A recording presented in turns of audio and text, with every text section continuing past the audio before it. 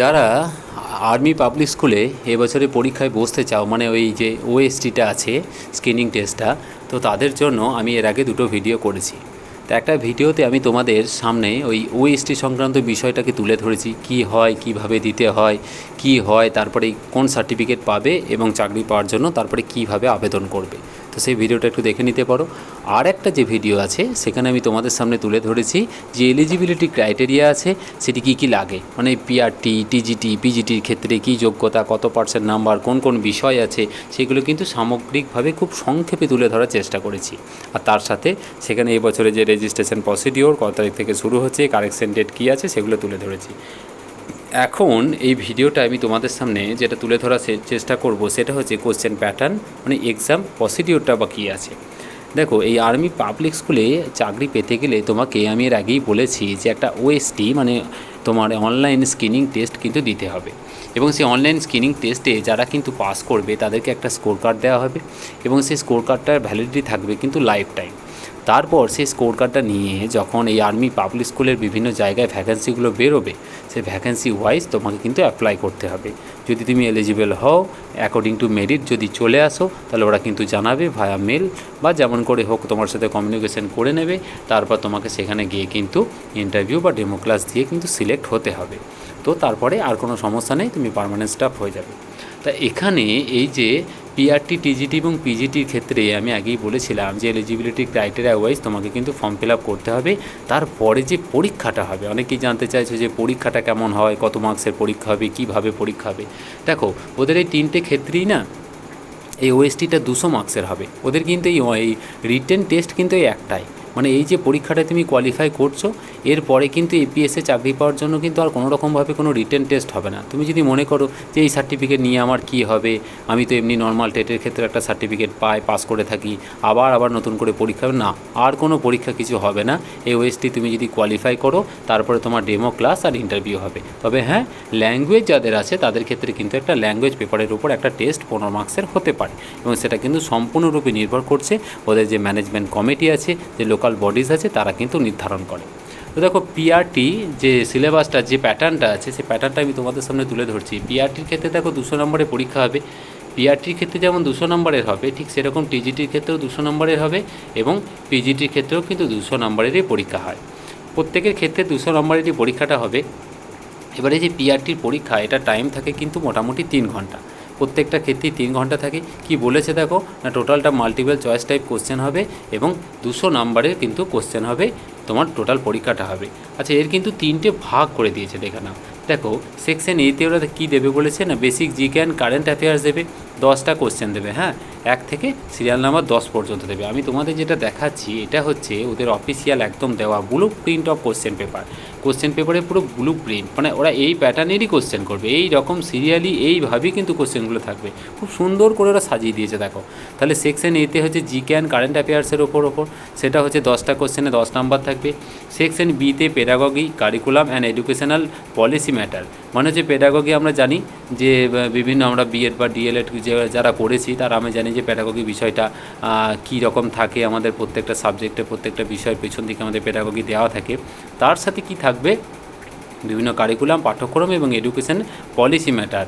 Education policy বলতে মোটামুটি ধরো আমাদের জাতীয় শিক্ষানীতি যেটা, সেটা লেটেস্ট যেটা থাকবে সেটা একটু ভালো করে দেখার প্রয়োজন আছে। 2028 ন্যাশনাল এডুকেশন পলিসি বা এনইপি যেটা আছে না, সেটা তো সেখান থেকে মোটামুটি 20টা কোশ্চেন থাকবে, 20 নাম্বার। তাহলে জিকে থেকে 10 নাম্বার, আর পেডাগগি আর এডুকেশন পলিসি থেকে 20টা কোশ্চেনে 20 নাম্বার, 30 নাম্বার। আর বাকি একাডেমিক প্রফিসিয়েন্সির ক্ষেত্রে কিন্তু সেখানে 170টা কোশ্চেন থাকবে। এবার প্রশ্ন হলো যে একাডেমিক প্রফিসিয়েন্সির ক্ষেত্রে কী টাইপের কোশ্চেন। দেখো, সায়েন্সের ক্ষেত্রে কি হবে না, বলেছে এনসিইআরটি বুকস বেসড যে কোশ্চেন হবে সেটা কিন্তু 20 নাম্বার কোশ্চেন হবে সায়েন্সের ক্ষেত্রে। সোশ্যাল স্টাডিজ যাদের আছে তাদেরও কিন্তু এখানে 20টা কোশ্চেন হবে। কোন কোন ক্লাস 6 to 10, ক্লাস 6 থেকে ক্লাস 10-এর বই কিন্তু 20টা কোশ্চেন হবে, ঠিক আছে। এবার তারপরে কি বলেছে, ম্যাথমেটিক্স থাকবে, তারপরে ইংলিশ থাকবে, তারপরে হিন্দি থাকবে। তাহলে দেখো, হিন্দি থেকে 10 নাম্বার থাকবে, ইংলিশ থেকে 10, 10, 10, 20, ম্যাথমেটিক্সের ক্ষেত্রে 20, 20, 20, 40, সোশ্যাল স্টাডিজ হচ্ছে 20, 40, আর এদিকে হচ্ছে তোমার 20, 40 আর 20 হচ্ছে কত, 60, 60, আর এখানে হচ্ছে গিয়ে তোমার কিন্তু 20টা কোশ্চেন থাকবে সায়েন্স থেকে, 60 আর 20 হচ্ছে 80। তা এই মোটামুটি কোশ্চেন থাকবে, 31 নম্বর কোশ্চেন থেকে 200 নম্বর কোশ্চেন পর্যন্ত থাকবে, ঠিক আছে। এই কোশ্চেনগুলো থাকবে। যেমন ধরো দিয়ে দিয়েছে এখানে 50টা কোশ্চেন থাকবে, সিরিয়াল নাম্বার 31 থেকে 80 পর্যন্ত, 1 থেকে 5 পর্যন্ত স্ট্যান্ডার্ডে, 6 থেকে 10 পর্যন্ত স্ট্যান্ডার্ডে থাকবে তোমার 40 থেকে 81 থেকে 120 পর্যন্ত কোশ্চেন, 121 থেকে 160, এইরকম করে কিন্তু টোটাল কোশ্চেন হয়ে যাবে 30 থেকে 200, মানে টোটাল 200 মার্কসের কিন্তু কোশ্চেন হয়ে যাবে। হ্যাঁ, টোটাল কোশ্চেনটা হয়েই যাবে কিন্তু 200 মার্কসের, ঠিক আছে। এবার এই প্যাটার্নে কিন্তু পুরোপুরি তোমার পিআরটিটা কিন্তু পুরো পরীক্ষাটা কিন্তু হয়ে যাবে।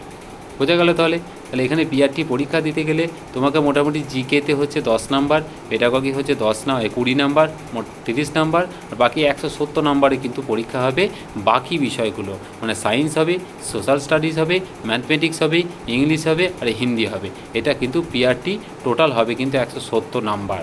এই 170 নাম্বারের মধ্যে কিন্তু এতগুলো বিষয় থাকবে। এটা গেলো পিআরটি। টিজিটির ক্ষেত্রে দেখে নাও, টিজিটির ক্ষেত্রে যারা পরীক্ষা দিতে চাও তাদের ক্ষেত্রেও সেম 200 নম্বরের পরীক্ষা হবে, জিকে হবে 10 নম্বরের, pedagogy curriculum and education policy থেকে আসবে 20 নাম্বার, টোটাল 30 নাম্বার, আর 170 নম্বর হবে কিন্তু একাডেমিক প্রফিসিয়েন্সি। সেখানে কী কী বিষয় থাকবে দেখে নাও।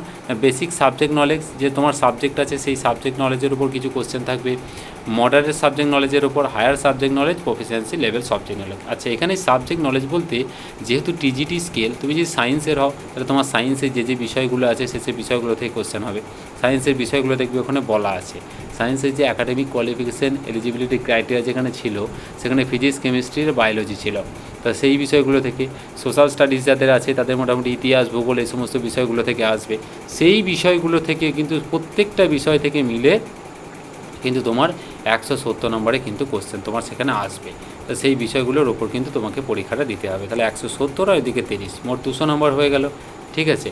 আচ্ছা, এইবার কি বলেছে না, এবার দেখো বাকি কি বলেছে। বাকি পিজিটির ক্ষেত্রে কি বলেছে। পিজিটির ক্ষেত্রেও সেম 200 নম্বরের পরীক্ষা, 10 নম্বরে তোমার জিকে, 20 নম্বরে তোমার পেডাগগি আর ন্যাশনাল এডুকেশন পলিসি, আর 170 নম্বরে কিন্তু তোমার প্রশ্ন আসবে তোমার subject oriented, proficiency level of subject knowledge. এটা কিন্তু সাবজেক্টের যে নলেজ, যে বিষয়ের ওপর তুমি পরীক্ষা দিচ্ছ, তোমার যে বিষয় সেই বিষয়ের ওপর কিন্তু 170 নম্বরের পরীক্ষা হবে।